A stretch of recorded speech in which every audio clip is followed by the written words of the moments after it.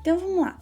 O nome do quadro de hoje se chama O Retrato de Luís XIV, de Assens Rigaud, feito em 1701 e hoje ele se encontra no Museu do Louvre, na França. Mas antes de falarmos especificamente sobre os detalhes da obra, nós temos que falar sobre o reinado de Luís XIV, o famoso Rei Sol. No início de seu reinado, ele procurou eliminar os últimos vestígios do feudalismo que ainda existiam em algumas partes do país e pacificar a aristocracia, oferecendo a muitos membros da nobreza a oportunidade de morar no seu luxuoso palácio de Versalhes.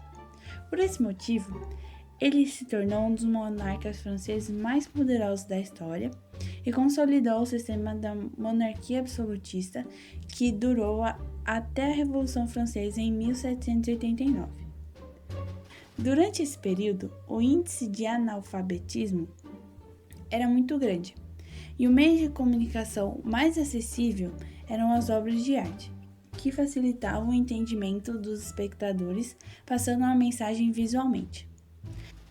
Por essa razão, Luís XIV foi um grande patrocinador das artes, o que fez com que pintores e escultores contribuíssem para a produção de sua mensagem real, assim como seus alfaiates e cabeleireiros. Ele tinha uma ideia de passar uma imagem de grandiosidade e retratassem como um imperador magnífico, onipotente, e é assim que nos é apresentada esta obra, com uma pose estática e altiva de olhar fixo. Essa obra, como um todo, ela tem influências do barroco, sendo as suas características expressas como uma arte rebuscada e exagerada, a valorização do detalhe, dualismo e contradições, obscuridade e a complexidade. A posição do rei, de lado virado para a esquerda, com a perna esquerda à frente e a mão sobre o cetro à esquerda, na altura da cintura, não é uma criação de Assens Rigaud. Segundo os especialistas, ele teria se inspirado na tela de Carlos I, que foi o rei da Inglaterra, pintado pelo flamengo Anton van Dyck de 1635. As duas figuras reais, retratadas em telas igualmente grandes, olham o espectador de cima para baixo, apesar de ambos os monarcas terem sido homens baixos. O retrato de Luís XIV tem um cenário luxuoso, pela riqueza dos vestuários e acessórios, o que reflete uma ideia gloriosa e de pompa do rei. O rei está sobre um tablado, tendo acima de sua cabeça um enorme dossel de seda vermelha ou púrpura, a cor usada pelos Césares desde a antiguidade, com frisos, cordões e pingentes dourados. A seus pés, um magnífico tapete de seda bordado onde predomina o dourado.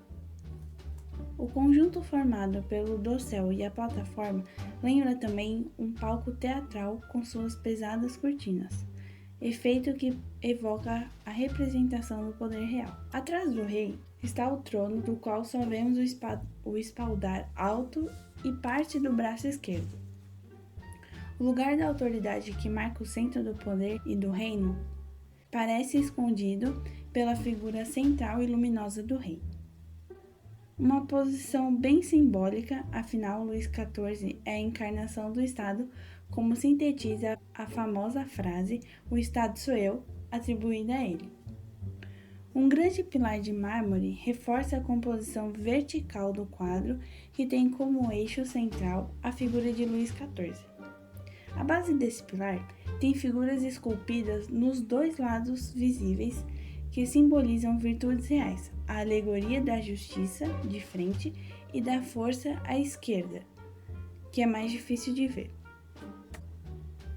Luís XIV foi retratado com objetos simbólicos que conferem e legitimam os privilégios e direitos do rei. Elas são entregues ao rei na cerimônia da coroação, que ocorria geralmente na Catedral de Reims, e a cerimônia tinha dois momentos principais, a unção e a coroação propriamente dita. Depois de fazer o juramento, o rei era ungido e recebia as insígnias de cavaleiro, que são as esporas, que não aparecem no retrato, e a espada. A espada, ela é tradicionalmente o símbolo da bravura guerreira que mantém a paz e a justiça. O rei é o primeiro cavaleiro e o protetor do reino. No caso do rei da França, havia ainda outro símbolo, a espada chamada de joiosa, que significa alegre e festiva. É uma alusão à espada lendária que pertenceu a Carlos Magno, o rei dos francos. A espada usada por Luís XIV, de ouro, prata e pedras preciosas, simbolizava assim a continuidade entre o seu reino e o do grande imperador carolíngio. Também, durante a coroação, ele recebia o manto azul forrado de pele de arminho, que nem aparece nessa obra, e é um símbolo de proteção, pureza moral e incorruptibilidade do rei. O manto azul era a cor reservada aos grandes sacerdotes do Antigo Testamento. A pele branca do arminho com ponteado preto de sua cauda era uma insígnia da realeza desde a Idade Média. Ainda hoje é usada nos trajes reais. E no Reino Unido, os membros da Casa dos Lordes vestem uma capa com gola de pele de arminho. A flor de lis, que seria um lírio, que está na cor amarela sobre o manto azul, era a figura heráldica associada à monarquia francesa desde Hugo Capet, do século X. Em 1364, o rei Carlos V adotou oficialmente a flor de lis em seu brasão para honrar a Santíssima Trindade. O símbolo atravessou os séculos e continuou a ser usado por Napoleão Bonaparte e hoje é extraoficialmente símbolo da França. Para alguns, as pétalas simbolizam a fé, a sabedoria e o valor. O cetro de prata dourado e encimado por uma flor de lis é o bastão de comando, ou seja, o símbolo de força e autoridade suprema do rei, que conduz seus súditos. A mão da justiça de prata branca e prata dourada torna o rei o primeiro juiz de seu reino, dando-lhe o poder exclusivo de julgar, condenar e absolver. A coroa, sendo a mais conhecida por nós, ela é um sinal da graça de Deus, da consagração do rei e de sua aproximação com a esfera divina. Na coroação, o rei recebe duas coroas.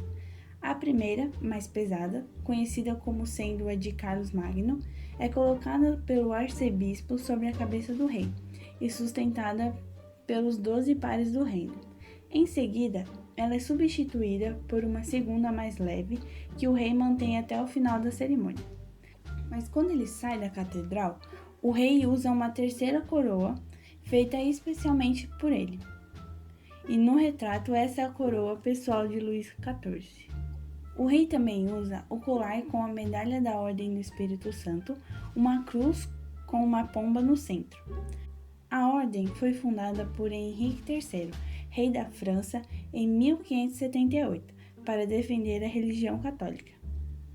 Luís XIV não tinha cabelos e usava perucas elaboradas para esconder sua calvície por causa de uma doença que começou quando ele tinha 30 anos.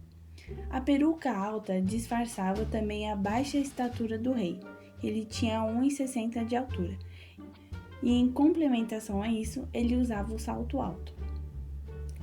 A roupa tem um papel fundamental no processo de representação dentro da sociedade da época. E agora, chegou o momento de fofocas históricas. A histórica frase do absolutista "o Estado sou eu" se estendia à sua vida pessoal, na versão de "o cartório sou eu", porque ele traía a esposa, que era Maria Teresa, e legitimava os filhos fora do matrimônio, que era uma maneira dele recompensar suas ex-amantes pela dedicação.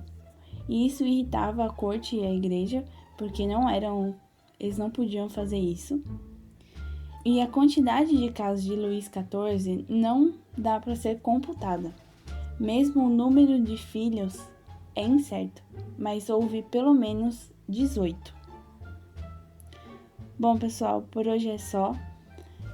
Curte, comenta e compartilha com os amigos e até a próxima.